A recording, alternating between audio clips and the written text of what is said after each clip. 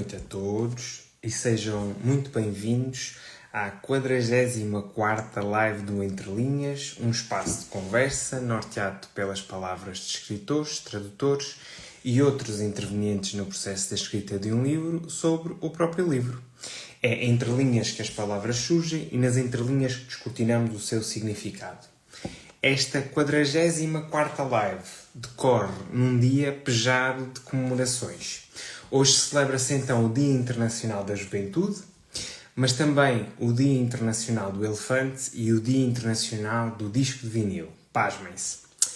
Tamanha variedade pede então um convidado multifacetado. Miguel Pérez iniciou a sua carreira como argumentista de BD em 2011, como escritor e co-editor da antologia portuguesa Zona BD, centrada na descoberta de jovens artistas portugueses e brasileiros. Uma década depois, construiu um portfólio considerável, escreveu uma dúzia de curtas em antologias de BD portuguesas, britânicas e norte-americanas, bem como 5 álbuns publicados em Portugal. Com destaque para O Pescador de Memórias, que eu aqui tenho junto a mim e que não me canso de recomendar, O Cemitério de Sonhos e Random. Vive feliz num estado de semi-isolamento com a sua mulher e a filha numa pequena aldeia junto ao mar. Este ano editou pela Gorilo Sentado o primeiro volume de Reflecting Void. Sem mais delongas e para refletirmos então sobre a vida e mais, vou convidar o meu amigo Miguel para a conversa. Olá, Ok. agora consigo ver o teu vídeo, está perfeito. Ok, conseguimos, finalmente. Gostou, mas foi. Gostou, mas foi, mas é verdade, é verdade. Quem não percebeu os bastidores, não é? Estávamos com alguma dificuldade em fazer a ligação, mas felizmente na hora H Na hora tudo H, correu bem. se resolveu. Peço desculpa por estar aqui neste ambiente de carro, mas foi o ambiente que eu consegui arranjar hoje um bocadinho ah, Sossegado. mais sossegado e até em termos de som, depois mais tarde para o podcast até fica assim um som mais isolado e mais radiofónico. Portanto, é isso. Olha, eu antes de mais queria agradecer muito o facto de teres acedido a mais este convite, a mais uma das minhas maluqueiras, para estarmos aqui então à conversa este bocadinho. Oh, eu é que te agradeço, a nossa amizade. Eu estava a pensar nisso, desculpa, estava aqui para a luz. Que já tem algum tempo e eu creio que se calhar assim um grande momento que nós tivemos foi na Guarda, Sim, onde senhor. tu promoveste uma apresentação do livro e também um workshop de banda desenhada. E portanto, como é óbvio, com todo o gosto e com toda a amizade, estou aqui a falar contigo. Isto é uma conversa entre dois amigos, Exato. antes de tudo, e dar-te os parabéns pela consistência, porque é uma coisa que será também durante a nossa conversa vamos falar, que é o difícil que é mantermos a consistência num formato ou seja, isso durante este tempo todo, isto é a 44ª, não é? Ahm, Portanto, teres este tempo todo de podcast, isto continuar a dar-te prazer e continuares também a conseguir encontrar sempre perguntas diferentes e desconcertantes, ahm, e não perderes essa curiosidade, porque eu acho que isso é muito difícil, ter esse tipo de consistência ao longo de um tempo. E, portanto, dou-te os parabéns e, como é óbvio, por o resto aqui. Falar contigo. Obrigado, obrigado. Agora fiquei assim um bocadinho babado, mas pronto. Eu costumo dizer que eu sou um bocadinho idiota, idiota no sentido de ter ideias. Uhum. Pronto, pois normalmente com estas ideias tento-as concretizar da melhor forma, umas vezes correm melhor, outras vezes correm pior, mas pronto, para isso também é que aqui estamos, não é?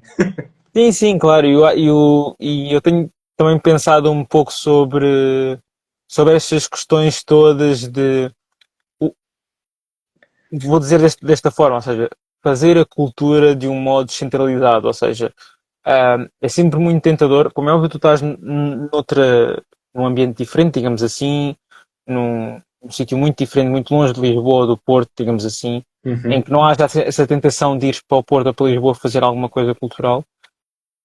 Eu estou mais perto, estou aqui em Sesimbra, estou mais perto de Lisboa, e há sempre esta tentação de centralizar certas iniciativas culturais em Lisboa, porque à partida sabes que vai haver mais adesão. Mas na verdade, este tipo de iniciativas que tu começaste a fazer aí na Guarda também foram uma inspiração para começar aqui em Sesimbra a pensar, ok, mas o que é importante é precisamente descentralizar as iniciativas culturais e portanto não estamos sempre a fazer nos mesmos sítios. E portanto, isso também acabou por me ajudar também a fazer aqui algum percurso nesse sentido de começar a pensar em iniciativas culturais e trazer, lá está, as coisas que eu gosto e que eu gostava que as pessoas também vissem ou consumissem em termos de cultura. E portanto, nesse sentido também foi bom. Este tipo de inspiração da tua parte. Mas este espaço de conversa também é exatamente para isso, é para Uhum. descentralizar. Eu não consigo, Exato, não tenho um espaço físico, nem consigo trazer todas as pessoas aqui à guarda, portanto, esta é a minha forma de eu exato. fazer assim uma Vi, ponte. exatamente, fazer uma ponte, exatamente, sim. Ora bem, eu não sei se queres dizer alguma coisa sobre o Reflecting Void ou se queres que eu entre aqui já a matar a todo o gás. Podes começar e depois eu acho que Posso? durante a conversa também vamos, eu acho que naturalmente as coisas vão surgir. Ok. Aqui a primeira pergunta é já para começares a pensar e é uma pergunta que lá está, como tu disseste, é desconcertante. Uh, Tendo em conta o título, a primeira pergunta é: realmente o vazio tem algum tipo de reflexo? Acho que eu disse antes de nós começarmos este live que esta pergunta começava logo bem e fez muito pensar. Ah, e eu não tenho assim grandes certezas nem uma resposta muito inteligente para te dar nesta pergunta. O que acabei por chegar à conclusão foi que a forma como eu lido com o conceito do vazio, e o vazio aqui é muito mais a ausência de produtividade, ou seja, a ausência de ter algo para fazer ou ter algo quase um vazio de produzir, um, reflete-me, portanto, ou seja, obriga-me a lidar comigo próprio Uhum. e, desculpa, e esse lidar comigo próprio, passa a redundância, é um bocado assustador, porque revela ou revela certas partes de mim que, que me obrigam a pensar sobre certos. Por exemplo, vou dar um exemplo muito prático. Uh, Se eu estou em casa, a minha mulher e a minha filha vão a um sítio qualquer, eu estou em casa e tenho a tarde toda para mim, este vazio, este esvaziar da casa, por momentos sabe bem. Passado algum tempo, há um sentimento de, por um lado, de culpa, de devia estar a produzir, ou devia estar a ver alguma coisa, ou devia estar a ler alguma coisa, e portanto, este vazio reflete um bocadinho esta questão de eu não conseguir lidar com o meu próprio aborrecimento, e isso é uma coisa que hoje em dia ainda até se fala muito sobre a capacidade de nos aborrecermos, não é? Que é importante. E portanto, eu acho que esta pergunta é sobretudo isso, reflete um bocado, obriga-nos a olhar para nós próprios e isso pode ser altamente desconfortável, não é? Portanto, eu chego à conclusão que ainda não cheguei a um ponto em que eu estou completamente confortável comigo próprio sozinho, portanto, enquanto pessoa individual, e portanto este vazio assusta-me muito porque confronta-me com uma série de coisas. Eu acho que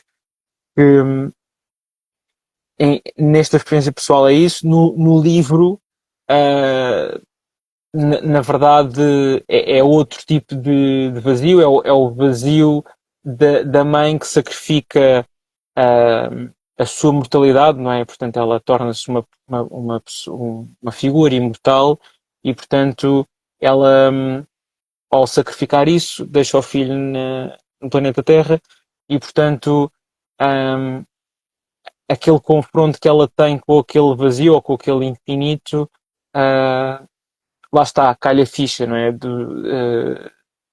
Portanto, um, ela confronta-se com as suas escolhas e não ficou confortável com isso.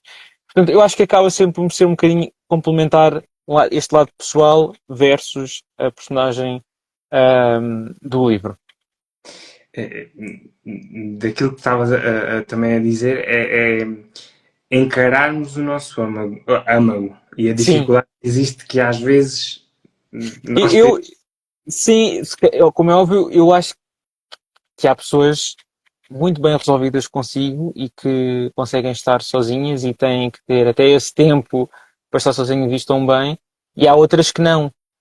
O que eu vou percebendo ao longo do tempo é que este confronto com o âmago traz mais dúvidas do que certezas Uhum. e vai levantando questões que, pelos vistos, eu não tinha a percepção que tenho que resolver.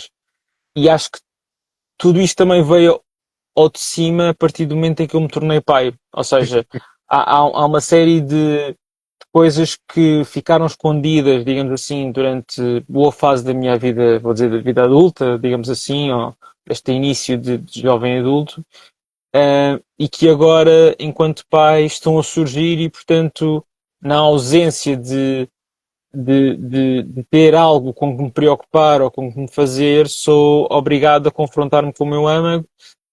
Um, e isso traz, como é óbvio, questões muito interessantes até para pensar, para melhorar enquanto pessoa, mas também quase como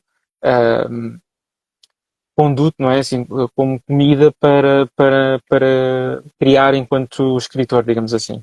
Uhum. E é engraçado que eu tive esta discussão aqui há uns dias, exatamente pelo facto de estar de férias. E Sim, as férias têm uma questão engraçada: é que normalmente nas férias nós desaceleramos o corpo sim, físico, mas normalmente a mente está sempre muito mais acelerada. E é exatamente nesta balança que nós andamos aqui a cirandar nesta vida, não é? Entre o acelerar do corpo físico e o desacelerar da mente, e o acelerar da mente e o desacelerar do corpo físico, que às vezes é assim um equilíbrio assim muito ténue. Digo eu, isto foi sim, uma sim. pensamento que eu tive enquanto estava de férias. Sim, e nós também estamos a partir, lá está, eu estou esta semana de férias e tive também há umas 2 semanas ehm, e portanto, sim, eu acho que uma boa hipótese essa que tu colocas do desacelerar do corpo, que está tudo complementar, não é? No fundo é tudo, e tu sabes isso melhor do que eu, que é realmente há um abrandamento do ritmo, mas é muito difícil tu lidares com este constante ritmo que está na tua cabeça, não é? E que está na nossa cabeça, porque há sempre muitas coisas a acontecer. E mesmo quando não há, nós fazemos. Exato, exatamente. É isso, exatamente. É isso. Tens toda a razão. Acho que é isso mesmo. Olha, e já agora que falaste na questão do pai, esta pergunta tem mesmo de vir à baila. E até é muito. Nota-se muito, eu enquanto leitor notei pelo menos, os primeiros trabalhos para agora, para estes últimos, principalmente o Pescador de Memórias e aqui o Reflecting Void, nota-se aqui uma diferença. Uhum. E a minha questão enquanto pai, o facto de ter sido pai, notas que alterou alguma coisa na tua produção, naquilo que tens que escrever, nas dúvidas que tentas refletir nos teus trabalhos? É curiosa essa pergunta, porque na verdade na minha cabeça isto já estava, esta mudança já estava completamente assumida, mas depois eu fiz, entretanto, assim, uma lista rápida dos projetos que eu tenho pendentes, ou seja, coisas que estão escritas e que estão à espera de, digamos assim, de serem produzidas em BD. E isto não estou a inventar. Todas as histórias neste momento, que são histórias curtas, a premissa é sempre a mesma. É um casal com um filho e a lidar com questões de crescimento, questões de família. Um, e portanto, isto não é por acaso. Realmente transformou-me, diria, 200% que a tua análise está completamente acertada. O Pescador de Memórias, digamos assim, foi o livro de transição e que eu considero que até hoje, digamos assim, ainda não consegui escrever algo melhor do que aquele do Pescador de Memórias, ainda não consegui. Melhor no sentido de sentir enquanto autor que consegui um nível acima, digamos assim. Acho que Uhum. percebes o que eu quero dizer. Sim. Portanto, aquilo realmente saiu-me dali de uma fase da minha vida muito, muito particular. E portanto, houve uma série de exercícios que eu também fiz criativos em minha cabeça sobre o que é que eu queria ser enquanto autor. Ou seja, há, Uhum. hum, há autores em que tu pensas assim, ok, este autor dá-me isto, dá-me estes elementos, este tipo de história, e eu estou seguro porque, seja que livro sair, eu sei mais ou menos o que é que vai ser dali. Há ali uma segurança, não é? Uhum. Enquanto há outros autores, autoras, que tu não sabes o que é que o próximo livro vai ser uma coisa completamente diferente. A conclusão a que eu cheguei e que eu comecei a querer fazer mesmo assumidamente esse percurso enquanto escritor, enquanto autor, digamos assim, foi pensar, ok, que elementos em comum é que existem e que eu gosto de falar e que continuamente tenho coisas para dizer. E, e há sempre elementos em comum. É a praia, é o mar, e é a família e as memórias. São Uhum. estes os elementos, digamos assim, enxutos que eu descobri. Mesmo a Foz do Esquecimento que eu fiz de eletricidades, é uma história deles, mas tem ali elementos que obviamente são comuns da vida dele, mas que são elementos que também me identifico. Portanto, a partir do momento em que eu tive um bocadinho em que eu assumi isto enquanto autor de esta é a minha linha e não importo ou melhor, eu quero mesmo que esta seja a minha linha autoral. hum, a partir daí as coisas foram muito mais claras, ou seja, não quer dizer que isto não aconteça, mas neste momento, na fase da minha vida, não tenho qualquer interesse em fazer coisas muito dispares, como por exemplo o Random, que era uma coisa, lá está, completamente aleatória, muito ultra violenta. O Cemitério dos Sonhos já é uma coisa mais com memórias, mas houve assim uma série de experiências que eu fui fazendo ao longo do meu percurso que agora não tenho qualquer interesse em fazer. Estou muito mais centrado nesta exploração da família e das memórias, porque acaba por ser também, de certa forma, terapêutico, digamos assim. Um, e eu lembro-me de. Desculpa, esta resposta vai ser um bocadinho mais longa. Mas eu lembro-me de André Oliveira, que é outro argumentista, um grande amigo meu, um grande argumentista de banda desenhada, dizer-me que, ou dar-me na altura um conselho de escrever só sobre o que eu sei. E na altura Uhum. aquilo eu disse, eu até tive uma boa discussão com ele no contrário, ou seja, para mim aquilo não fazia qualquer sentido. Uh, Hoje em dia percebo o que é que ele quer dizer. Ou seja, não quer dizer que eu não vá escrever outro tipo de personagens ou outro tipo de histórias, mas na verdade eu tenho tanto para refletir enquanto pai, tenho tanto para falar sobre isso, que esta experiência de transformadora da minha vida claramente que me mudou enquanto autor e isso é completamente assumido.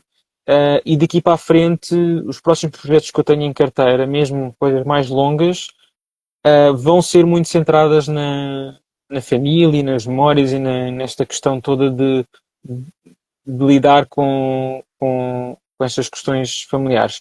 Eu acho que não é um tema disruptivo, não é um tema que seja que as pessoas não estejam à espera ou que não estejam habituadas, mas acho que ao mesmo tempo pode haver aqui um elemento de identificação. Ou seja,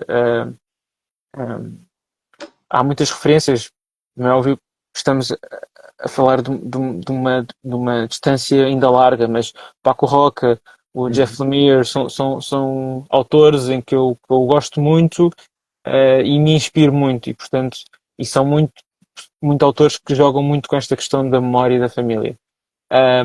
E portanto, sim, esta tua análise foi mesmo certeira. Mas estavas a dizer que não é esta questão de trabalhar as memórias não é disruptiva. Mas numa sociedade que é uma sociedade conhecida pelo tudo e já, Uhum. falar sobre memórias pode ser até uma lufada de ar fresco, não é? Porque nós vivemos numa sociedade em que é carregar no botão, em que, portanto, o pensar, o lembrar, já quase que é algo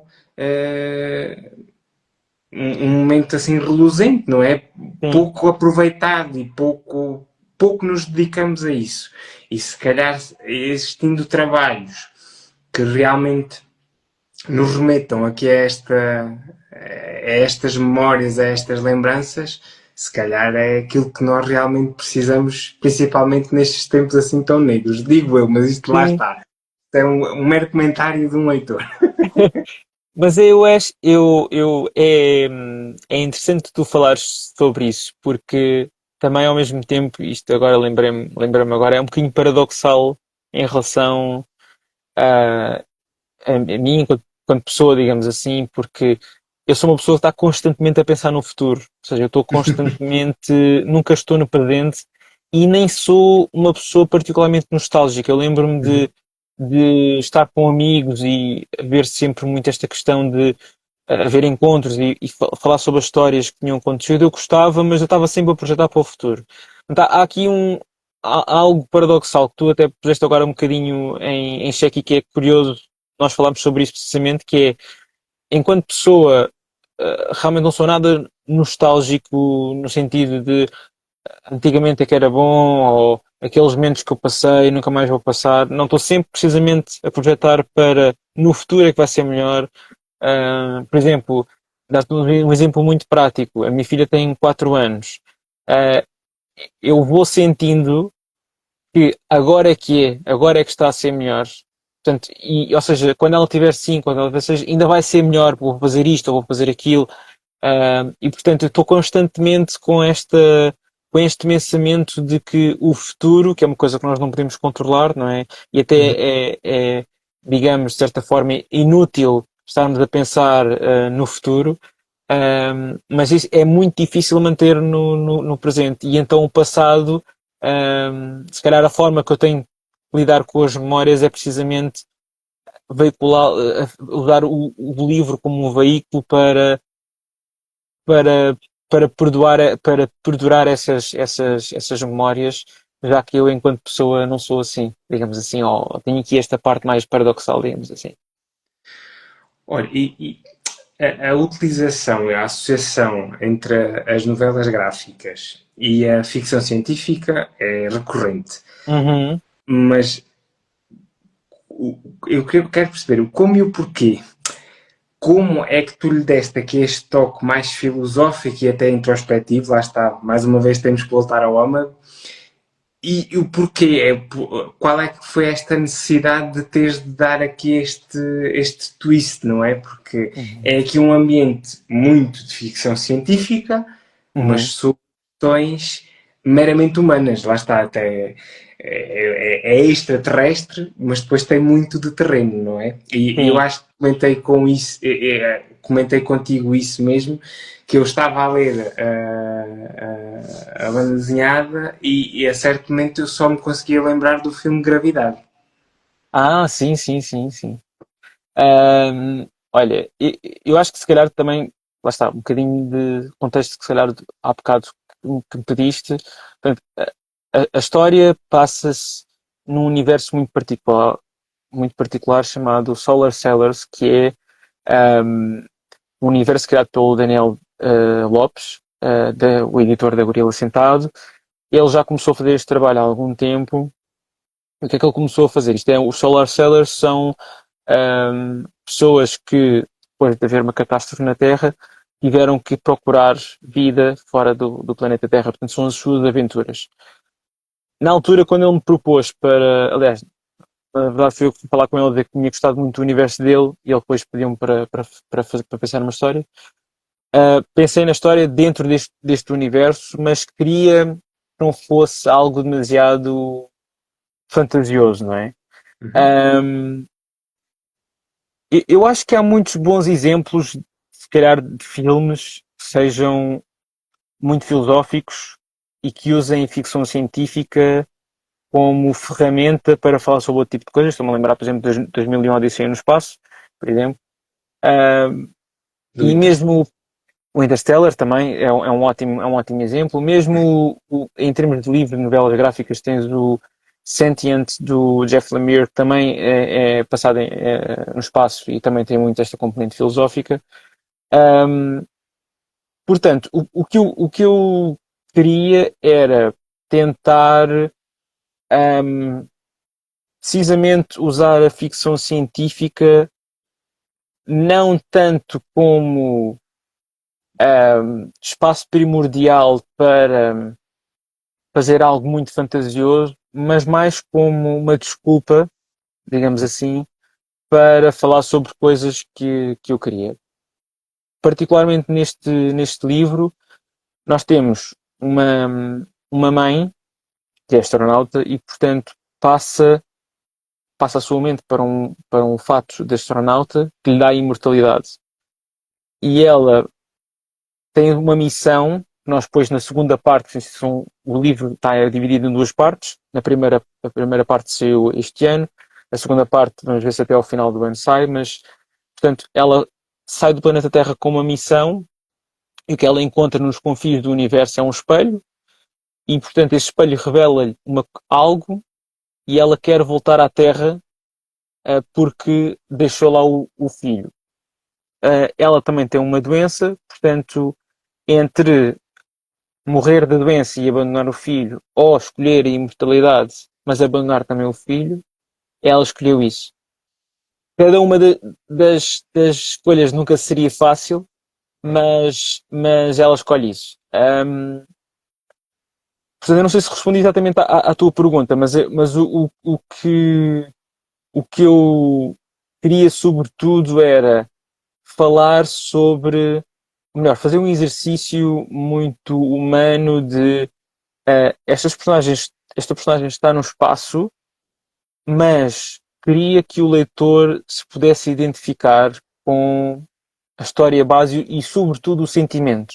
É o Uhum. sentimento de sacrificar algo.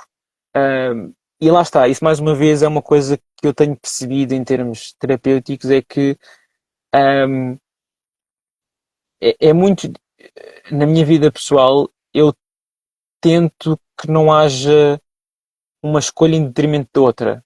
Idealmente gostava que tudo se pudesse fazer. E, portanto, este exercício estilístico que eu fiz de ter que pôr uma personagem a decidir uma coisa ou outra, também acaba por ser um bocadinho pôr-me em xeque e perceber o que é que eu faria nesta situação. Uhum. Uh, e para além disso, também gostava que quem pegasse no livro e não conhecesse nada sobre o universo da Gorila Sentado, que, ou seja, havia aqui duas leituras. Quem conhecesse o universo da Gorila Sentado conseguia perceber imensas coisas, imensas referências, seja do fato, seja das naves, seja da missão. Quem não conhecesse e fosse um ponto de partida, que pelo menos daqui conseguisse retirar o sentimento mais humano. Uhum. E eu acho que nós estávamos a falar também um bocadinho sobre isso, que é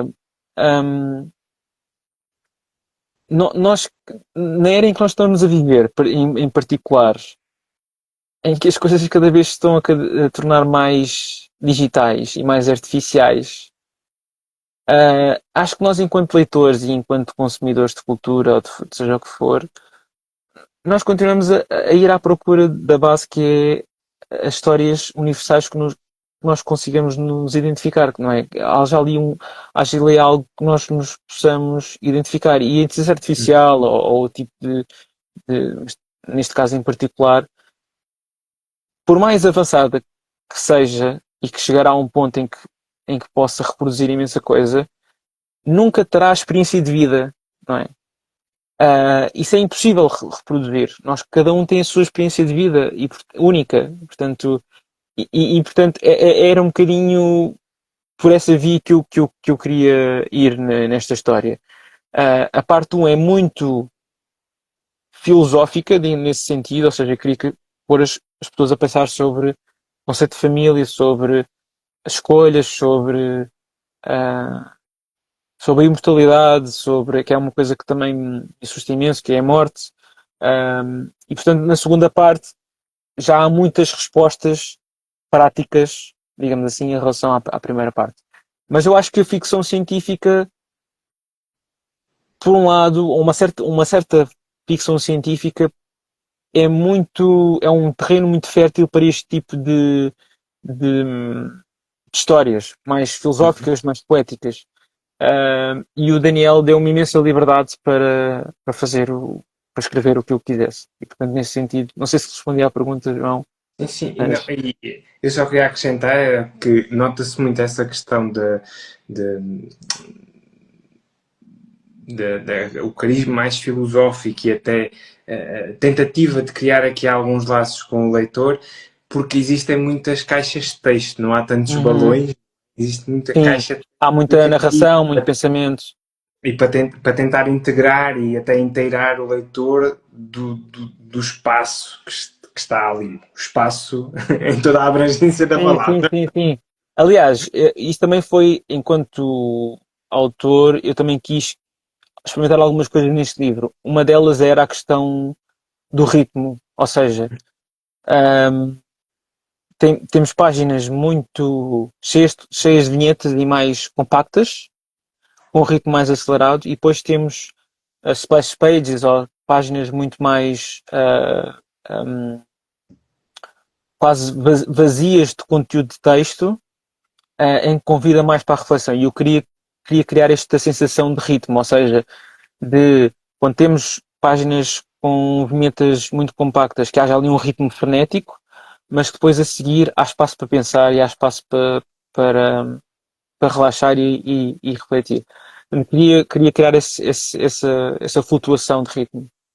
E há ali mesmo páginas em que nós caímos no vazio, não é? Sim, Acompanhamos a queda da personagem no sim, vazio e nós sim. também somos empurrados para esse vazio, não é? Sim, sim, sim, sem dúvida. Lá está, um bocadinho esta referência também do Interstellar, isto tudo de ter, tentar passar para o leitor, e o formato do próprio livro também convida a isto, porque o formato do livro é um bocadinho maior do que um cómic normal.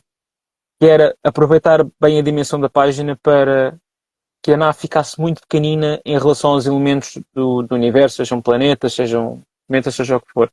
Portanto, também dar aqui esta dimensão de pequenez em relação à vastidão do universo. E portanto foi muito por aí também que eu e mais Vari quisemos ir. E por falar nela, como é que correu mais esta parceria com a Marjorie, não é? É verdade. Olha, há vários fatores aqui para falar e para te responder. A primeira é que já é a terceira colaboração, portanto ela foi pescador de memórias, pós do esquecimento e agora o Reflecting the Void, só a primeira parte. A segunda, a segunda parte está muito amaldiçoada em termos de artistas, e, portanto o processo não tem sido nada fácil e portanto em princípio será o Daniel, que é o próprio editor e artista da Gorilla, que vai assegurar a segunda parte, mas fora disso, eu não sei se não sei se tu sentes isso, mas nós ao longo da nossa vida nós vamos tendo tendencialmente menos amigos, ou no sentido de vamos escolhendo os Na amigos, seleção. não é uma seleção e o círculo vai apertando. Uhum. Uh, Porque sabemos que há ali uma identificação cada vez maior com certa fase da nossa vida ou com a nossa personalidade, ou seja, eu acho que com os artistas também há este percurso, ou pelo menos eu acredito um bocadinho nisso, que é, eu experimentei trabalhar com várias pessoas, umas resultaram bem, outras menos bem, a maioria há uma química muito grande com ela, uma química criativa muito grande com ela. e portanto ela é uma pessoa muito mais virada para a parte de fantasia, não fantasia de ficção científica, mas fantasia mais de realismo mágico e isto Realismo tudo. mágico. Sim, sim. Sim. E portanto ela, como é óbvio que ela aceitou com bom grado o desafio, mas não seria um universo muito confortável para ela à partida. Mas Uhum. foi um bom desafio, Uhum. e acho que acho que o traço dela resultou muito bem, porque embora não seja ficção científica, tem este, tem este simples lado poético e meio rascunhado que eu gosto, meio termido, que eu gosto muito, e que dá sempre um ar de incerteza de que as coisas não são definidas, não são perfeitas, têm as suas Uhum. imperfeições e portanto eu queria que o universo também fosse assim. E a Marjorie tem uma qualidade, tem várias qualidades, mas é isto que é, eu escrevo as coisas e ela sabe o que é que eu Percebo. quero na página. Um, e, e é uma pessoa muito disponível, para ouvir novas ideias, também traz as suas ideias e portanto o processo criativo flui tão bem que hoje em dia as páginas que ela me apresenta é muito raro haver ali. Ou seja, nós no início do livro até encontramos o tom certo, andámos ali a experimentar umas páginas, outras, não sei o quê, a tentar ali alinhar as coisas, mas a partir do momento em que nós encontramos o tom adequado, o traço adequado que nós queríamos, para a história, a coisa fluiu muito rapidamente. É uma pessoa que trabalha rápido, mas rápido no sentido rápido, mas bem, muito profissional. E, portanto, é uma pessoa que tem agora mais um projeto pendente que ainda está do meu lado de escrever, ainda não escrevi, mas há sempre muita vontade de queremos trabalhar juntos porque há precisamente esta questão de há uma química que resulta mesmo muito bem e, portanto, para mim faria todo o sentido esta primeira parte, precisamente por não ser tão sci-fi puro e duro, mas muito mais Uhum. poético, é que eu a chamei, porque ela tem sempre esta ambivalência, digamos assim, em que consegue o melhor dos dois mundos. E portanto, eu fiquei satisfeitíssimo com o resultado. Nós também, desta vez, tentámos. Eu fui puxar muito em termos de referências. Por um lado, nós começamos com Tchaikovsky, portanto, há ali logo a música inicial, há uma pauta de música na página Tchaikovsky que dá, digamos assim, o tom para a história, mas também apoia-me muito em imagens do Erva, daquela autora coreana que eu agora não me recordo do nome, mas que é um livro subejamente conhecido, diria, até para pessoas que não leem tanto BD, em que ela consegue misturar muito as paisagens, portanto a autora consegue misturar muito as personagens com paisagens e portanto nós também transportamos um bocadinho esse sentimento de certas páginas do livro, os planetas não são exatamente planetas, são formas da personagem com o filho, um, mas tem a forma de um planeta ou uma constelação, que em vez de ser só uma constelação, na verdade tem ali, para um olho se calhar um bocadinho mais treinado, a cara do filho dela ou dela. Portanto, houve assim sempre, nós não queríamos sempre que as memórias, lá está, as memórias dela estivessem espelhadas no universo por onde ela passa. E a Marjorie é fenomenal nisso. E agora, se calhar, esta pergunta acaba por ser um bocadinho fácil de responder, tendo em conta aquilo que já disseste. É, nas novelas gráficas, de que forma é que as imagens integram o próprio argumento? Sim, Isto na tua é, experiência, como é diz, óbvio.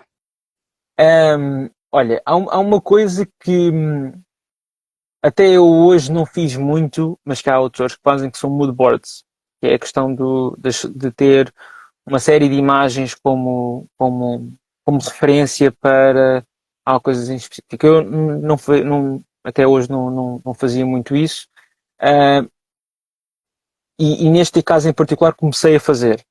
E também, lá está, mais uma vez vou ser contraditório no que eu estava a dizer, usei a inteligência artificial para criar imagens de referência particulares sobre, por exemplo, o design da nave queria que fosse Hum.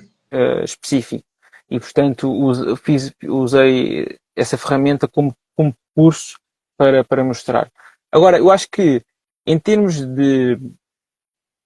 da imagem, ou seja, das imagens que nós queremos passar, enquanto autor, eu tento fazer aqui um misto de, por um lado, mandar imagens, ou seja, neste caso foram fotografias de livros que eu fui lendo e que me foram ajudando também no processo criativo para mostrar à maioria do que é que eu queria, mas ao mesmo tempo é como é que tu, isso é das coisas mais, diria, mais desafiantes, que é como é que tu consegues transmitir a ideia que tens na tua cabeça e consegues descrevê-la ao ponto de o autor conseguir reproduzi-la na página. Eu até agora, para todos os autores, tenho sempre um método é sempre igual. Os guiões que eu escrevo são todos iguais. É sempre a indicação da prancha, do esquema das vinhetas, portanto, são três, quatro, ou seja o que for, e depois a descrição de cada vinheta. E há sempre parte de mim que sente culpa quando eu não descrevo em demasia, porque parece que estou a ser preguiçoso.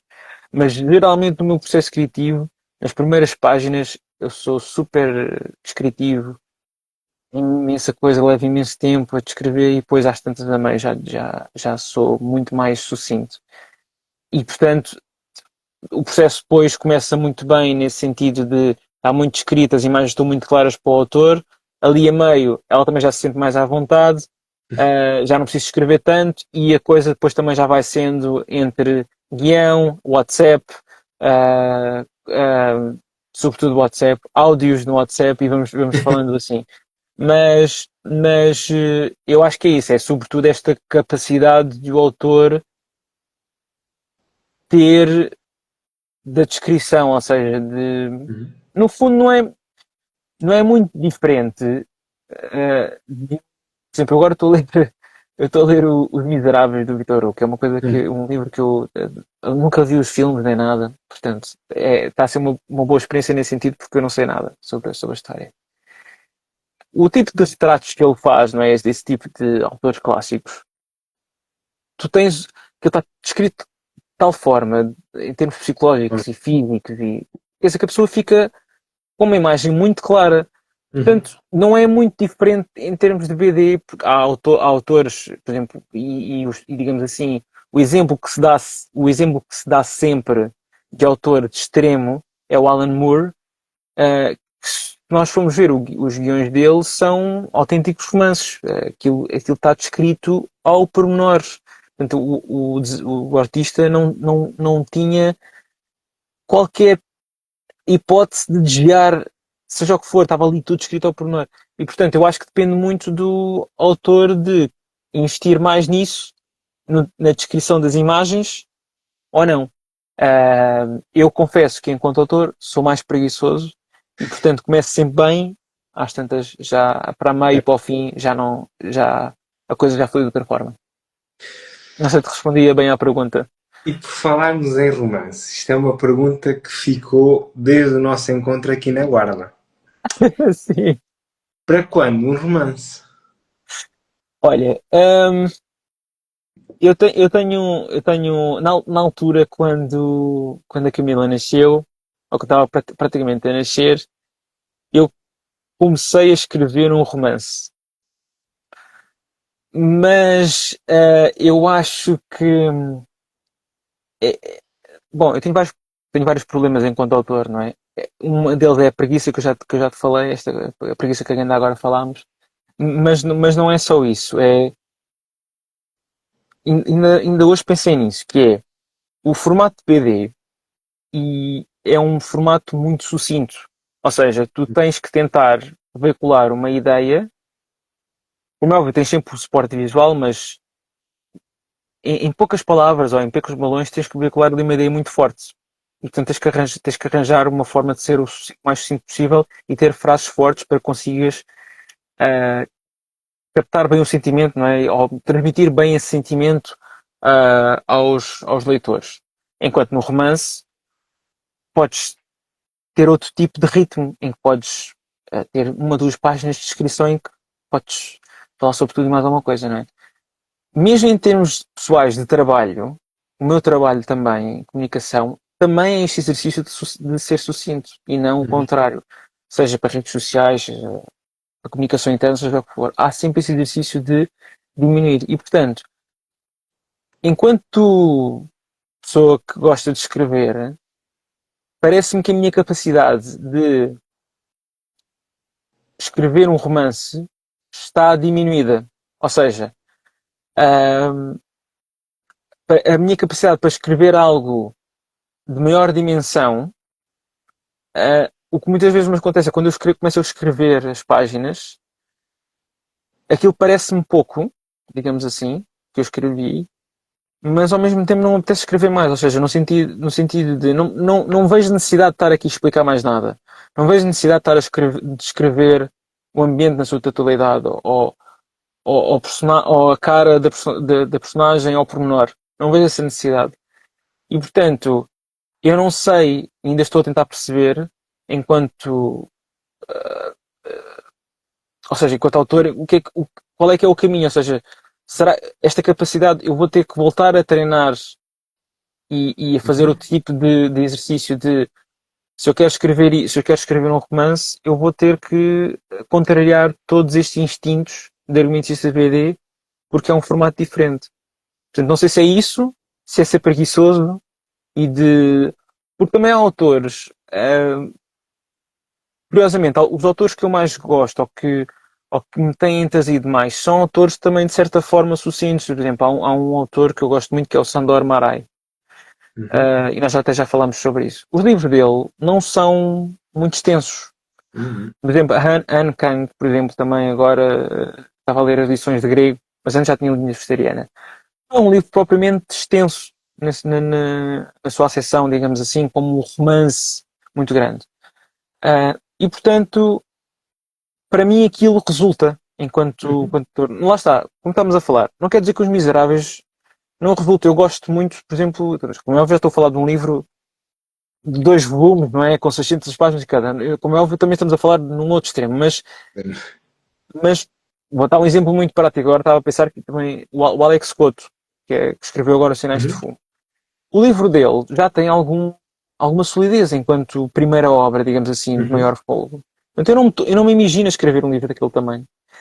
E portanto, mas ao mesmo tempo sinto que tem que haver sempre uma parte de mim que tem que ter essa disponibilidade mental. E não só isso que é, mas lá está esta questão da produtividade e da questão da rapidez, que é uma BD, como é óbvio que cada pessoa tem o seu ritmo e há coisas que levam anos a fazer. Mas tipicamente uma novela gráfica, se calhar levar-te-á um processo entre escrever e desenhar e não sei o quê, levar-te-á possivelmente um ano, digamos assim. Um romance, pelo menos do meu lado, não vai ser, quer dizer, não vai levar esse tempo, vai levar muito mais. Uhum. E portanto, vem outra vez ao de cima esta questão da preguiça, que é, eu sei que para um romance, hum,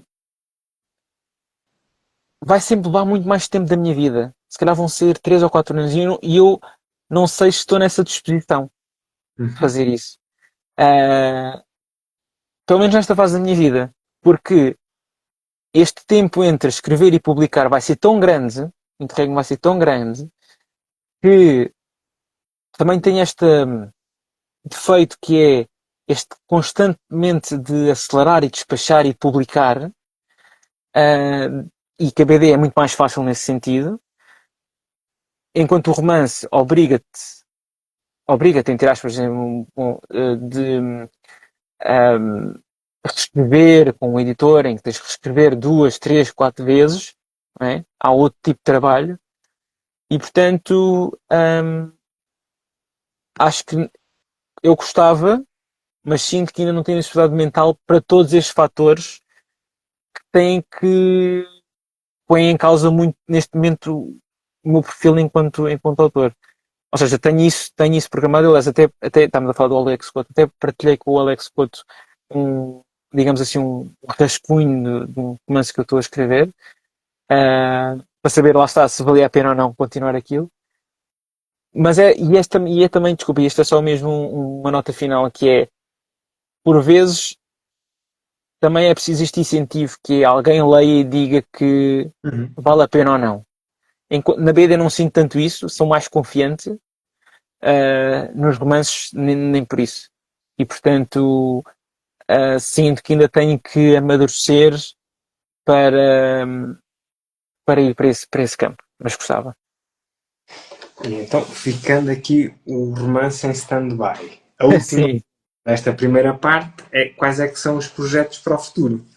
Já que gostamos sempre de pensar no futuro. sim, sim. Então, portanto, neste momento, o Reflecting Void, parte 2 está escrito, Uhum. está em produção, mas não sabemos ainda exatamente qual é que será a data de lançamento. Não sei, Ok. realmente não sei se será este ano. Tenho outro projeto já em carteira com o Daniel para, para o universo dele, mas algo também assim, mais ou menos curto, mas que ainda não está escrito nem nada, só temos a ideia, só temos o conceito. Um, Depois também tenho algo com, acho que não cometo assim nenhuma completamente inconfidência. Estive no género de uma mini residência artística com o urbanicista o André Morgado e portanto também estamos a fazer assim algo em conjunto, mas ainda também vai levar o seu tempo. Estou a falar tudo em BD. Uhum. E também temos assim uma história curta que há de sair para uma antologia, mas ainda também está em produção. Portanto, há umas três histórias curtas que estão escritas em produção, mas ainda não tem ainda algo completamente oficial que eu possa dizer vai sair isto ou vai sair aquilo, ainda está muito ali na parte de pré-produção. Mas, ou seja, em termos de BD, em termos de álbuns de grande folgo, vamos dizer assim desta forma, como Pescador de Memórias, há a ideia de fazer, mas ainda não está nada escrito. Há aí muitas coisas soltas, muitas histórias Uhum. curtas soltas por aí. Geralmente é o que eu também tento fazer para não estar completamente desligado de tudo, ou seja, uh, enquanto não faço uma obra de maior folgo, vou fazendo coisas curtas para me Uhum. manter à tona, digamos assim. São as boias. Exatamente, sim, sim, sim, sim. Sim, é muito. Desculpa, João, só mesmo uma nota final que é muito curioso esta questão de. ahm, eu tentei fazer, eu acho que o ano passado consegui, mais ou menos, que é fazer uma pausa criativa. Eu tinha sempre muito esta questão de ser publicado, estar sempre a ser publicado, sempre a ser qualquer coisa. Uhum. Todos os anos tinha que ser qualquer coisa. E tentei fazer este exercício de, ok, este ano, desculpa, 2024, vou tentar simplesmente ler as coisas que os meus amigos fazem e aproveitar e ficar contente com isso. E portanto esse exercício também foi bom, esta pausa criativa foi bom de não estar constantemente a ser, como é óbvio, isto é uma coisa de nicho. Vais perceber o que eu estou a dizer, é constantemente a ser falado, ou seja, falado no sentido de saiu mais uma coisa que foi publicada. E portanto isto é muito tentador tentador no sentido de quando tu chegas aqui a um certo, vou dizer patamar como é aqui, em BD portuguesa vale o que vale, mas estando já com algumas portas abertas, é mais fácil chegar a alguns sítios e ter as Uhum. coisas publicadas. E, portanto, há sempre esta coisa de constantemente estar a sair alguma história. E, portanto, tive de fazer este exercício de pausa criativa de posso ficar contente só com o que os meus amigos fazem e realmente aproveitar isso e ler só enquanto leitor e ficar contente por eles. E esse exercício para mim foi muito importante enquanto autor. Agora, pronto, agora saí da pausa criativa e vamos. E há muitas curtas e uma obra de maior folga que hão de estar aí. Sim, sim, sim, sim. Sim, sim, sim, sim, sim, sem dúvida, sem dúvida. E a obra com maior folga que eu, pelo menos que eu gostava de que fosse a próxima, há de ser com a maioria. E depois tenho uma ideia que eu ando aqui ou seja, há aqui uma, isto é uma coisa muito fantasiosa e não sei até que ponto é que isto se vai materializar, mas eu gostava de fazer uma quadrilogia, portanto, quatro livros sobre a zona onde vivo, portanto, Ah, falar sobre o mar, sobre o campo, seja o que for. E que essa quadrilogia fosse a última, ou seja, a partir daí não escrevia mais banda desenhada. Talvez depois escrevesse romances, mas que quase que fosse um fechar do ciclo, uhum. enquanto autor de BD. Não sei se isso vai acontecer, eu estou constantemente a adiar isso, estou constantemente a arranjar projetos novos para, para falar, mas sinto que às tantas, e eu tenho falado com alguns amigos meus sobre isso, que sinto cada vez mais que tenho menos coisa, ou seja, sinto cada vez mais que tenho menos coisas para falar, menos coisas para Uhum. dizer. E que ahm, se terminar esta quadrilogia, digamos assim, e terminasse e nunca mais fizesse BD, se eu, enquanto pessoa, ficaria satisfeito e realizado com isso. Eu acho que sim.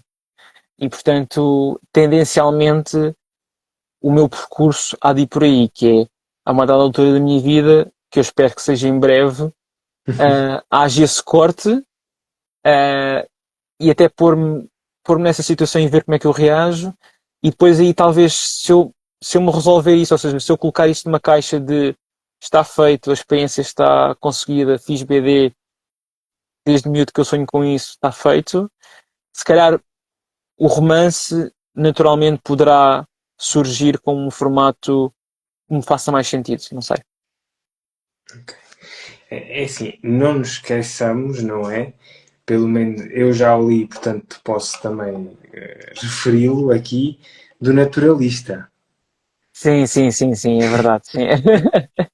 Mas isso foi uma primeira experiência, não é? Aquilo, isso é quase digamos, um conto literário. E é uma coisa muito engraçada porque eu acho que a maior parte, algumas pessoas que o leram disseram que o fim é muito abrupto. Uhum. E o fim é abrupto por, lá está, por várias razões. Uma é a preguiça, foi às tantas, eu já não sabia para onde é que aquilo havia de ir e decidi terminar ali, mas também porque também queria essa experiência de ter algo, houvesse um corte de repente e que a pessoa ficasse sem pé e que ficasse a pensar. Um, e lá está, quando eu escrevi esse pequeno romance, no final eu achava que eu ficava com um livro muito grande, com muitas páginas, mas na verdade isso não aconteceu. Portanto, mas sim, foi uma primeira experiência Boa e experiência. pois se calhar é isso que eu queria dizer, foi, ahm, acabou por ser o livro, curiosamente, que me abriu mais portas, Uhum. porque na altura tu gostaste muito e falaste do livro, o Álvaro e o Lugero também deram na altura essa oportunidade ao livro e falaram bem do livro e portanto, curiosamente, e também tive um amigo meu que, acho que até foi o André Oliveira na altura que me disse que foi que, mas porquê é que tu não escreves BD como tu escreves romances? Ou seja, no sentido de, ele sentiu que havia ali talvez mais sumo Uhum. ou mais algo para dizer do que eu se calhar tinha feito até agora enquanto autor nos BDs que eu tinha escrito. E portanto aquilo também me deixou assim a pensar que se calhar pode ser uma alternativa boa e que eu se calhar possa ter igualmente algum talento para esse formato. Vou dizer com estas palavras muito entre aspas, porque isso é uma coisa que devemos discutir aqui muito. Mas sim, Entre aspas, mas sem sabotagem. Que mas sem também. sabotagem, sem sabotagem, sim, sim, sim, sim. Mas sim, foi uma boa experiência e hoje em dia eu fiz há pouco tempo esse exercício e fui voltar a pegar no livro e achei aquilo tão ridículo que já não consigo pegar naquilo. Mas isso eu acho que é com qualquer coisa que eu escrevo. Aliás, certamente que tu também escreves e tens os teus pensamentos e estudas e se calhar fazes o mesmo exercício, se calhar coisas que tu já escreveste há algum tempo e olhas para aquilo e parece que te sentes assim um bocadinho mais. É uma coisa Mas é engraçada porque isto normal. é isso, não é? É A pessoa normal. que éramos quando escrevemos não é a mesma pessoa agora, não é? É isso, sim, sim, sim. E está tudo bem com isso, não é? Exatamente, exatamente. Ah, faz parte do crescimento. Eu acho que seria talvez mau sinal se nós olhássemos para essas coisas e achássemos que estavam muito bem ou que continuavam bem, não é? E portanto, sim, sem dúvida. Ora, e agora, então, terminada a primeira parte, falámos da Uhum, obra e agora últimas perguntas para falar então do autor. E estas uhum, perguntas são sempre uma repetição, portanto, uhum. não há nenhuma surpresa para ninguém. A primeira pergunta é como é que começou a paixão pelos livros? Olha, eu, eu acho que quando eu olho para as fotografias em casa, há umas fotografias em que eu estou a ler. Não, ou melhor, desculpa, não estou a ler, estou a olhar para as imagens do Lucky Luke.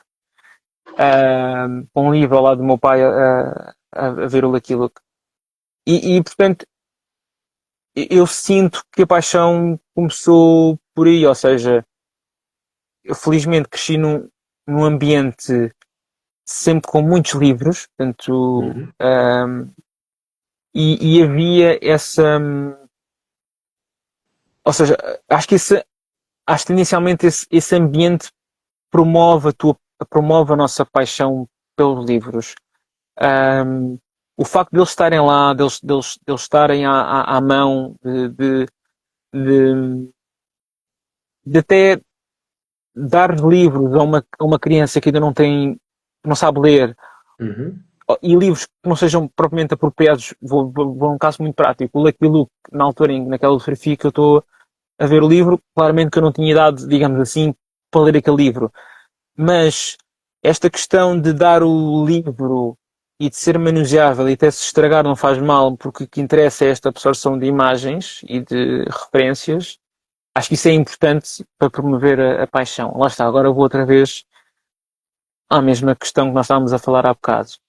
Eu noto, isto vai parecer sempre da minha parte algo. Uh, Parece que me estou a armar, não é? Digamos assim, mas é mesmo, é algo que eu testemunho e vou observando enquanto pai, que é, nós felizmente também temos muitos livros em casa e a minha filha também gosta muito, por exemplo, das histórias do Asterix e isso tudo, e portanto, e às vezes apanho-a no sofá a ler, a ver os livros. Portanto, ela está a ver as imagens. E aquilo, lá está, lembrou-me a imagem da fotografia que eu estava com o meu pai. E, portanto, quer dizer, há de haver aqui qualquer coisa de positivo e de qualquer coisa de uma semente que cresce a partir destes pequenos momentos. E eu gosto de acreditar que isso realmente promove a paixão pelo livro. E, portanto, eu diria à partida que eu não consigo exatamente perceber quando, mas o que eu sinto enquanto pessoa é que começou a partir daí, começou mesmo muito cedo, essa paixão pelos livros, que depois teve o seu percurso natural, não é? Outro tipo de formatos. É engraçado, lá está, e mais uma vez, as memórias que se replicam, não é? Exatamente, sim, sim, sim, sim. E até as memórias e os padrões, é uma coisa, desculpa, agora vou mesmo particularizar nesta parte de. Um, estava a falar com a minha mulher e estava a dizer, mas é curioso que ela gosta do Asterix, mas eu nunca provavelmente obriguei, e a minha mulher disse, quer dizer, não, isso é ridículo, quer dizer, como é óbvio que tu promoveste isso, só que inconscientemente tu não estás a perceber isso, mas estás a mostrar estes livros, a ler estes livros, portanto estás a mostrar isso e não outros, portanto, Claro. como é óbvio que ela ia gostar, ou ia interessar-se por isso, porque é uma coisa que tu gostas. E portanto há sempre esta ideia de que parece que as coisas ah, surgem do vazio ou do nada, Urgente, têm referências, não é? Mas na verdade não, são exato. muito impactadas, neste caso pelos nossos pais ou pelas pessoas que estão à nossa volta, não é? Uhum. Ah, e portanto, isso sim. Olha, e a próxima pergunta é curiosa, digo eu, exatamente por estarmos a falar em novelas gráficas, em que há aqui a associação entre aquilo que nós chamamos de literatura e a parte mais da imagem, da ilustração. Uhum, Que eu também gosto muito de tentar associar então as diferentes artes e tenho amealhado aqui um conjunto de músicas para a minha playlist do Spotify, exatamente com base nesta pergunta é se existe alguma música ou músicas que estejam associadas ao processo da escrita desta obra em particular. Sim, eu eu fiz até pela primeira vez uma playlist muito específica para acompanhar o livro, são cerca de quatro temas. Eu agora não tenho presente, como é óbvio, a primeira música é Tchaikovsky, portanto, uma música chamada A Boneca Doente, acho que é assim, e que isso também tem muito a ver com a própria personagem, por isso é que a música foi escolhida. E também de outro compositor clássico que é o Arvo, agora não me recordo do nome, e também uma compositora, eu creio que é irlandesa. Um, ou seja, mas para te dizer que eu agora não consigo dizer exatamente os nomes das músicas ou dos compositores, mas há uma ligação muito, muito forte entre a música que ouço e o que eu escrevo. Ou seja, se eu quero, nesta obra em particular, eu tinha uma playlist chamada é uma playlist que era algo como música no espaço ou música do universo. E portanto era música sem letras, era só instrumental e era muito, lá está, muito sons cósmicos e coisas assim desse género. E portanto isso ajuda-me a entrar na zona, digamos assim. Se eu tivesse a ouvir música pop, por exemplo, claramente que aquilo não ia resultar para escrever. Portanto, no meu processo criativo, a música é muito importante para me dar o tom certo e para entrar naquele ambiente em particular que eu quero escrever. Então, vamos combinar aqui uma coisa, eu vou ficar a aguardar por essas playlists. Sim, sim, sim, sim. Desculpa, não me preparei completamente para isto. Mas eu faço E tudo isso. agora, a pergunta que é muito complicada para uns, muito fácil para outros, eu já percebi que há aqui uma grande disparidade. É, como é que é encarar um papel em branco? Olha, isso eu não me assusta, honestamente. Não me assusta, não me assusta, vou dizer, isto vai sempre. Até parece que sou um bocado, esta resposta, assim, sou um bocado convencido, mas não é um Não, porque mau já sentido. muita gente me tem dado esta resposta, não é assim tão. Mas eu vou, sim, mas é só por um aspecto muito, digamos assim, vulgar, é que a página eu não parto para a página em branco, completamente em branco. Há uma pré-produção aqui dentro, uh, que, que antecede muito essa parte. E portanto, quando eu parto para a página em branco, eu não vou a zeros, não vou vazio, não vou. O que é que o que vai sair de agora? Não, há um objetivo muito concreto para abordar aquela página em branco. Um, e portanto, ou seja, talvez para mim seja mais difícil por vezes, retomar o processo onde eu o deixei. Isso para mim é muito mais assustador e muito mais complicado e às vezes passam meses em que eu não consigo fazer nada. Um, e isso sim é mesmo muito complicado porque há o Pedro Vieira de Moura, que também é um argumentista que eu respeito muito e gosto muito, e ele diz que escrever é um bocado como ir ao ginásio. Portanto, a pessoa tem que, se treinares, está tudo bem, não é? Se deixas de ir ao ginásio, a coisa não corre bem. E portanto a escrita também tem muito esta parte tarefeira de treinar. Se a pessoa continuar a Uhum. escrever todos os dias, a pessoa vai abordar sempre a escrita ou a história que tem, vai sempre sair dali qualquer coisa. Eu, por vezes, ponho muito com aquela coisa de ai, agora já estou, tenho preciso de uma pausa, uma coisa muito quase de inspiração e, portanto, um, e geralmente o que resulta, desculpa, já estou completamente a desviar-me da pergunta, mas geralmente o que resulta para mim é, é por exemplo, estender roupa ou Tarefas fazer domésticas. mesmo. Imagina, estender a roupa ou lavar a louça coisas que sejam tão automáticas que te deixa espaço Para. para pensar.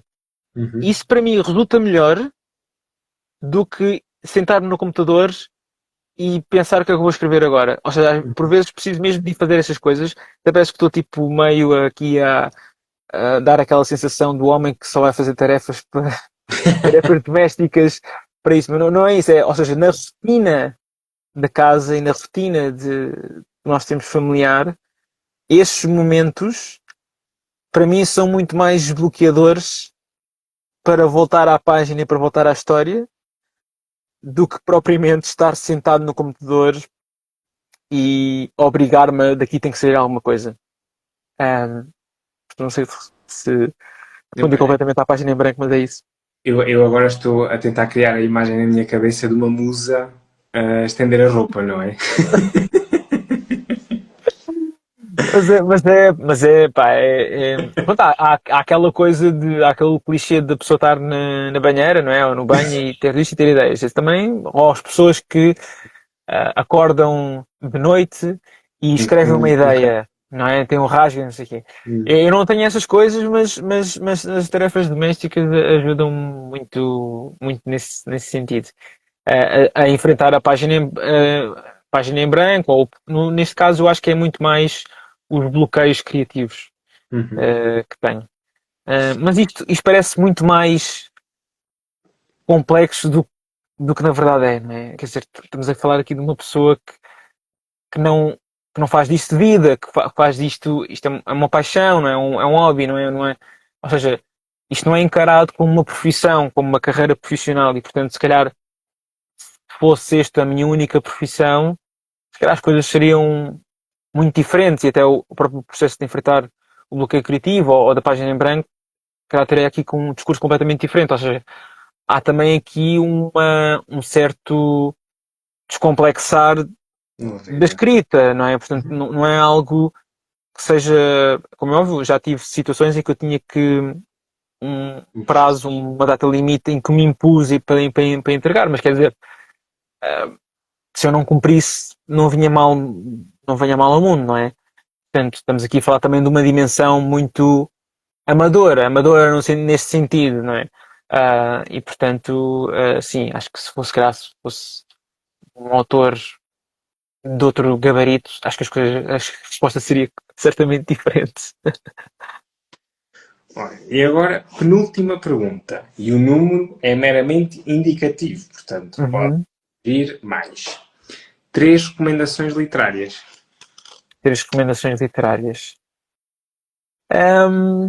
Olha, eu, eu tenho. Há um livro que nós estamos agora a falar há bocado, um livro que me marcou muito, que se chama As Velas Ardem até ao Fim, do Sandor Uhum. Marai, Uhum. ah, porque tive ali um clique no sentido de. Ou melhor, foi mais no sentido de. ah, Era um livro que eu gostava de ter a capacidade de escrever, sobretudo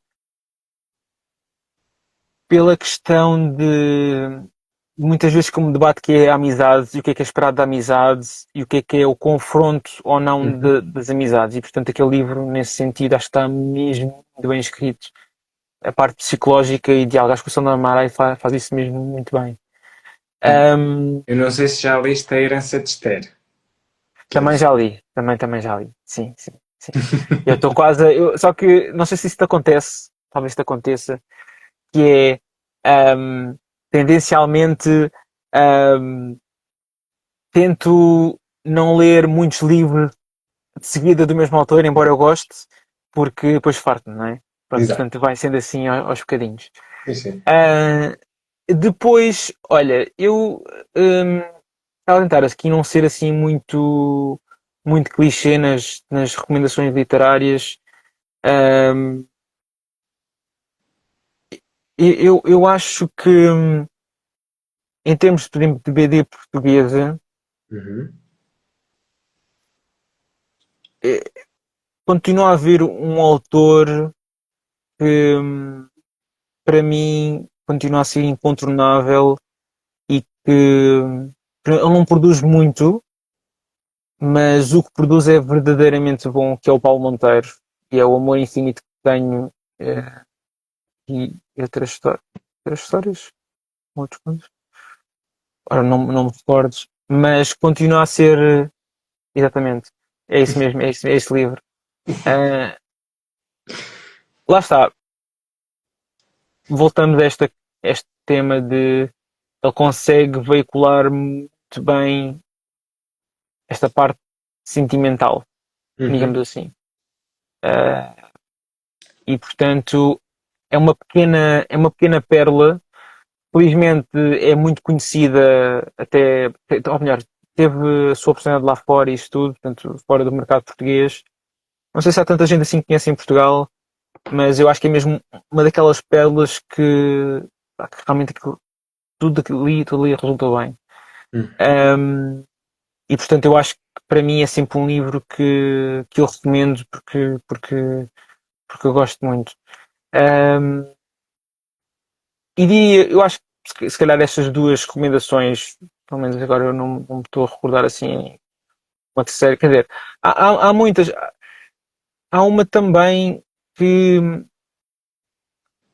que é de uma editora que eu acho que não sei se ainda existe, mas chama, o livro chama-se A Grande Bebedeira de René do Mal, acho que é assim que ele se chama.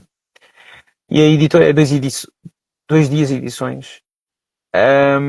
E na altura aquele autor também, a história que ele fez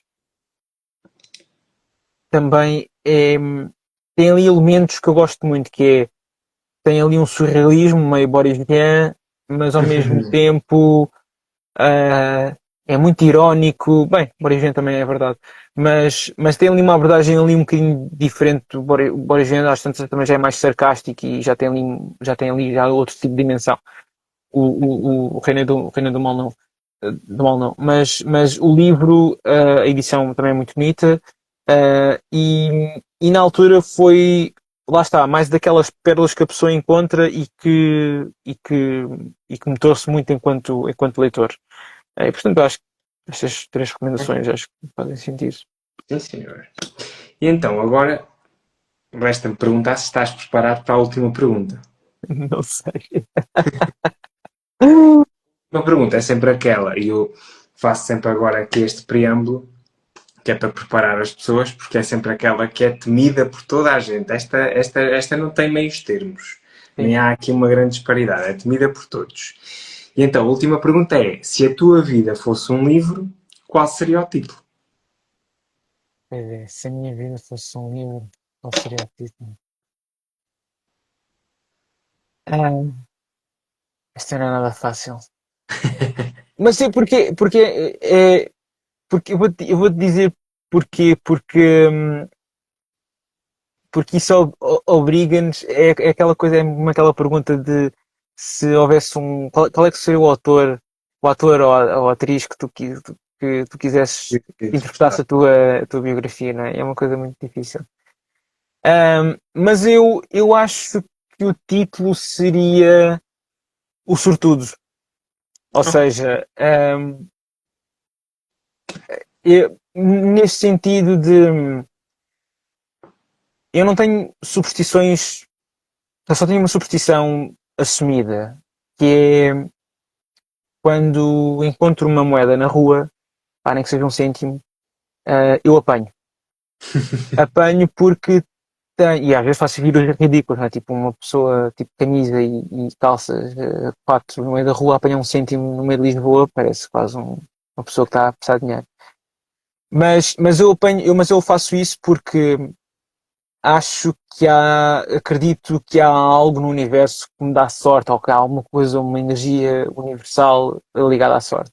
E se eu não apanhar aquela moeda, estou, de certa forma, a ignorar ou a uhum. desprezar a sorte. E portanto faço sempre isso. Como é óbvio que esta análise é assim um bocadinho tola, quando o meu ponto de partida enquanto pessoa foi de uma pessoa privilegiada. privilegiada em todos os níveis, com uma boa família, com uma boa educação, felizmente com boas condições a todos os níveis e, portanto, ser considerado ter a sorte como algo que universal que me tem acompanhado na minha vida não é bem assim, não é? Na verdade, o meu ponto de partida é que já foi muito melhor do que muitas outras pessoas e, portanto, há um privilégio que à partida que abre muito mais portas do que outras pessoas, não é? Portanto, Uhum. aqui a sorte não entra bem aqui na equação.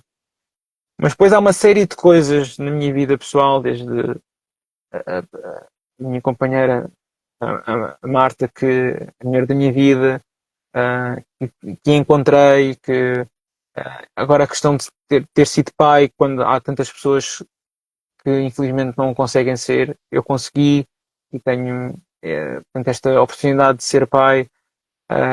O facto de escrever BD e de ter uma família, de ter acompanhamento da minha família, de ainda, por exemplo, ao ponto de ter uma avó que neste momento tem 101 anos, portanto, ou seja, é verdade, sabes, são tudo coisas que eu não consigo atribuir de uma forma completamente racional. Uhum. Coisas que me têm acontecido na vida e que lá têm a ver com lá está, com esta questão da acessibilidade, não é? Mas também não só também de alguma confiança, mas lá está, eu acho que eu acredito mesmo que é sorte. Pronto. Uhum. E portanto, vejo sempre a minha vida por este prisma de sou mesmo um sortudo e um privilegiado numa série de coisas quando por vezes isto é um pensamento por vezes até um bocado, não é contraproducente, mas é um pensamento mau da minha parte, mas acho que vais perceber isto, que é quando nós pensamos que estamos com coisas menos positivas ou mais stress na vida e sabemos, parece que há sempre alguém está sempre pior do que nós. Uhum. E isso é muito mal de se dizer isso, mas pá, estamos a falar entre amigos, não é? Que é, por vezes eu uso essas histórias para alavancar e relativizar uma série de coisas na minha vida.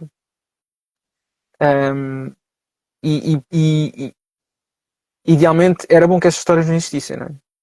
Pior do que nós.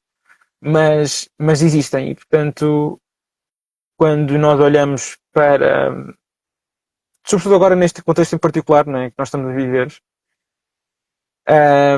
de tudo o que eventualmente pode acontecer, penso que até hoje, até este ponto, até esta conversa que nós estamos a ter, tenho literalmente sentido mesmo muito sortudo. E portanto acho que este seria o título que faria sentido.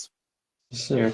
Eu, pronto, agora tiraste umas palavras da boca. Eu ia dizer que esperava que a conversa tivesse sido mais um momento de sorte, mas assim até me deixaste agora sem palavras, não é? Ia terminar agora assim em beleza e não consigo. Mas é verdade, estas questões todas de. Acho que por vezes nós, pelo menos eu tento pensar nisso mesmo, que é de vez em quando parar, porque lá está aí é o que estavas a falar, que é muitas vezes nós não temos esses momentos de parar, não é? E pensar. Um, e de certa forma haver aqui um agradecimento, digamos assim. Uh, vai soar, pá, isto soa mesmo muito, depois vai soar assim mesmo muito por causa fuleiro, não é? De agradecer ao universo, ou, assim, parece que é assim, tipo, tu sabes, daquelas Não pessoas vamos assim meio. virar nenhum Gustavo Santos, não. Exatamente, não é nesse sentido, sabes? Não é nesse sentido. É mais no sentido mais entre o racional e o supersticioso, mas sobretudo no nessa perspectiva de agradecer, mas não daquela coisa de gratidão, nem nada disso. É Uhum. tipo, de agradecer e de sobretudo pensar, ok, realmente um, as coisas estão bem. Pronto. Uhum.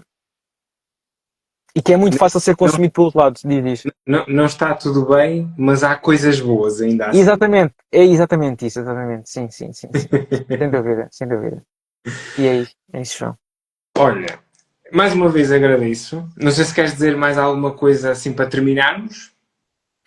Não, acho que só agradecer-te mais uma vez esta conversa, porque cada vez acabou também por ser um bocadinho terapêutica nesse sentido. Eu acho que é sempre bom. Eu acho que eu cada vez mais o que procuro nas conversas é esta questão, não é tanto a parte superficial, mas sim de termos aqui algum tempo para falarmos coisas mais profundas e de agradecer as pessoas que nos estão a assistir e que nos vão ouvir também.